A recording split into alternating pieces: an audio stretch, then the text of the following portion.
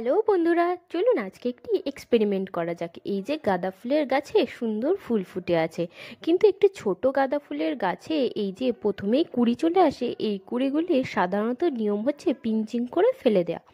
আজকে এই পিঞ্চিং করে এই ডগাগুলিকে ফেলে না দিয়ে দেখব যে এগুলো থেকে গাছ তৈরি করা যায় কিনা। আর তার থেকেও বড় বিষয় হলো, এই যে ছোট্ট ছোট্ট কুড়ি আছে, এই কুড়িগুলো ফুল হয় কিনা। এটি করবার জন্য একটি গ্লাসের মধ্যে বালি নিয়ে নিয়েছি, তার মধ্যে পিঞ্চিং করা সবকটি ডগাকে বসিয়ে দিয়ে জল দিয়ে দিলাম, আর এর উপর থেকে প্লাস্টিক দিয়ে আর একটি গার্ডারের সাহায্যে কভার করে দিলাম। এবার একটি সেফটি পিনের সাহায্যে কয়েকটি ফুটো করে দেবো, যাতে বায়ু চলাচল স্বাভাবিক থাকে। আর এর রেজাল্ট কি হলো সেটি দেখতে আমার চ্যানেলটিকে সাবস্ক্রাইব করে আমার পাশে থাকুন। এই গাছে ফুল ফুটলে আর শিকড় বেরোলে আপনাদের সঙ্গে অবশ্যই শেয়ার করব। আজকের মতন টাটা বন্ধুরা।